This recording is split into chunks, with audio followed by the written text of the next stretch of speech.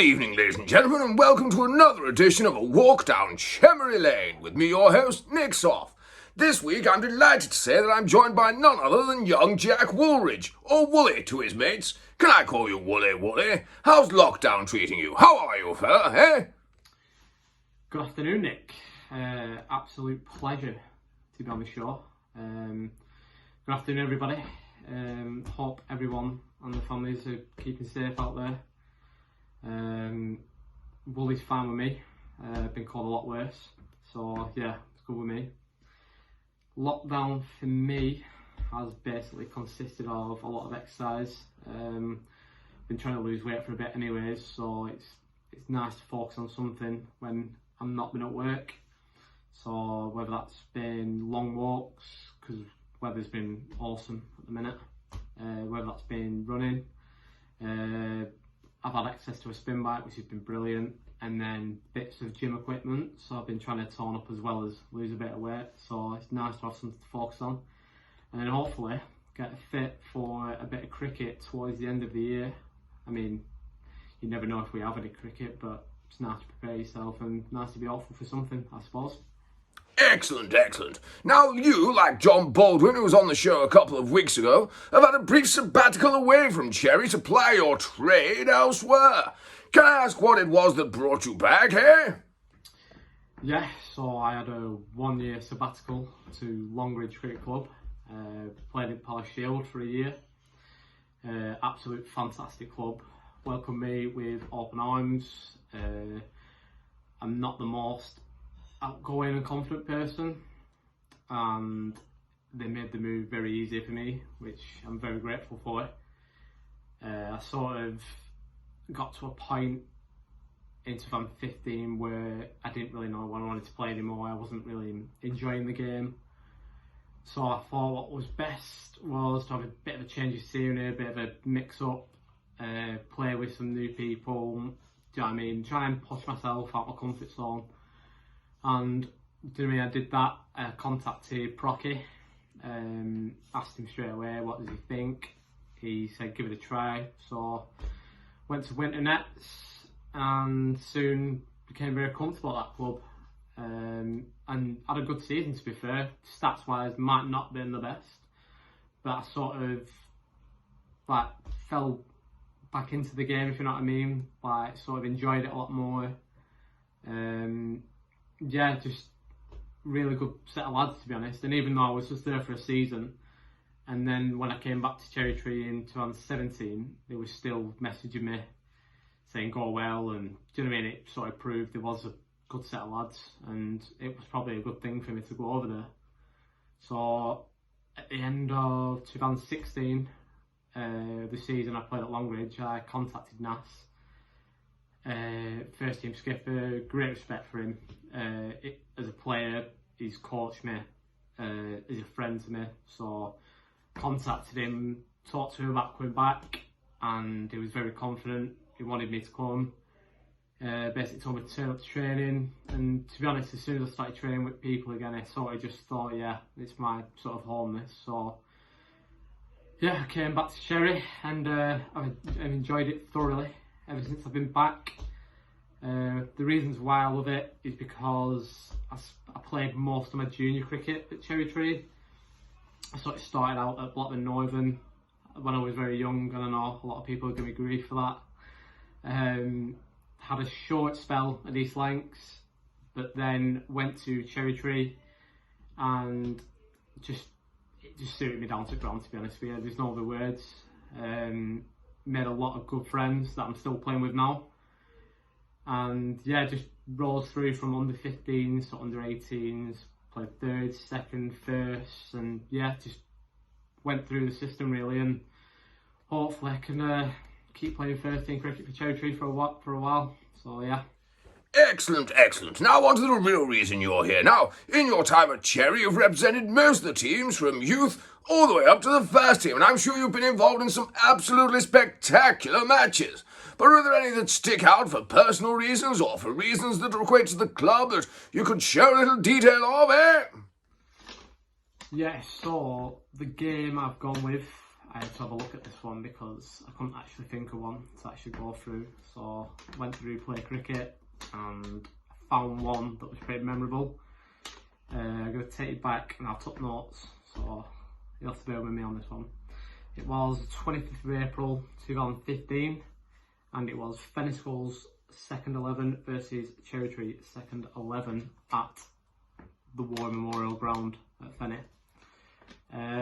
Leading into this game, on a personal note, I had a bit of a short stint in the first team. Wasn't doing much.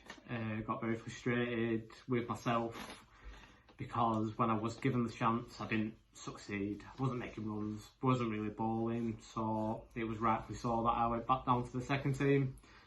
I remember the skipper, Andy Willisey, he had a bit of a talk with me before the game, sort of trying to G me up a bit, saying like, do you know what I mean, the only way you're going to get back up is to get runs and get wickets. Again, Andy's a great guy, good captain, so do you know what I mean, he did rile me up. I wanted to do well that game, I wanted to get back in the runs and do you know what I mean, get some wickets and just enjoy playing and get back into it. So I turned up at Fenny, it was an absolute beautiful day. In all credit to Fenny, I love batting on them decks. I like the ground, I like the decks that they produce. I think they are quite good batting decks usually every time I've been there, so yeah, I don't mind playing there at all. Got the Andy tossed up, he won it and put ourselves into bat. I opened up with a lad called a man, a young talented opener. So we started out and I think it was about 15. Got to about 15, me and him looking alright. He departed, he got out. Ryan Hurley came to the crease and yeah, got out. Nothing much more to say on that one. So we're about 32. Andy came in at 4 and I felt really comfortable batting with Andy, having someone at the other end with a bit of knowledge. So me and him, it was a bit of a slow start, but then once we started getting a bit comfortable, we started putting on the runs and I think we put on about 130. Yeah, about 130, and I departed for 80 odd, 82, something like that. Andy continued to bat with Snapey. Snapey got an half century, Andy got late 40s. We've got about 220, something like that, end of innings. And even though it was a good batting deck, I was confident with our ball and attack that we will get the wickets and we win the game, but nothing's ever given. So yeah, Andy had a word in the change room, made sure no one was too confident or, you know what I mean. Told us all that we had to work hard to get the 10 wickets and that it wouldn't be a pushover because it certainly wouldn't. Even though we had a lot of runs, we had to go and back it up in the field. And Jimmy Cuff certainly backed it up that day. He opened up and he got 6 wickets for about 15 off 10 orders. Absolute ridiculous bowling. Whenever Jimmy bowls and he bowls full and he bowls in the right areas, he's very hard to play. He tends to move the ball away from you, and let me tell you from experience, he can make it look very stupid in the nets. So I had a bit of sympathy with the batsman when he was on the spot every ball and just nipping it off to him. Yeah, Jimmy's 6 for, and Will Hayes backed it up. I think he got a 2 for. I think a man chipped in with 1, and who else got a wicket? Snapey even chipped in and got one himself. So yeah, it was quality day. There was a run out as well. Forgot about that one. But yeah, brilliant win. We ended up bowling him out for something like 60 odd, 70 odd. So it was a comprehensive victory. Can't beat those in the sun.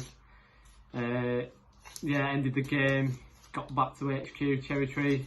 First team had won against Fenny as well. So 24-point weekend for us, which was pretty rare at the time. And yeah, we funded the bar very nicely that night. I think there were a lot of beers bought, and I think a few lads stayed late, and I think there were a few sore heads in the morning, but yeah, well worth it. And I think that's one of the most memorable games I've had for Cherry Tree. Sounds like an absolute belter. But I'm afraid that's all we've got time for this week, ladies and gentlemen. So my thanks to Wooly for joining us. Thanks, Wooly. Thanks very much for having me, Nick.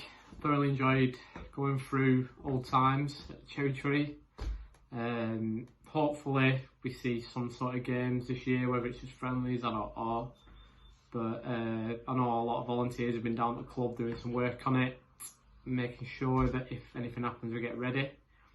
And yeah, I'm looking forward to getting back to playing and seeing the boys, having a bit of banter and the rest of it. And yeah, thanks for having me, Matt. Well, there you have it, ladies and gentlemen. So it's farewell from him, but it's TTFN from me. Join us again next week for a walk down Chemory Lane, where I'll be joined by another of the Cherry Tree regulars. Until then, I'll catch you on the slip side.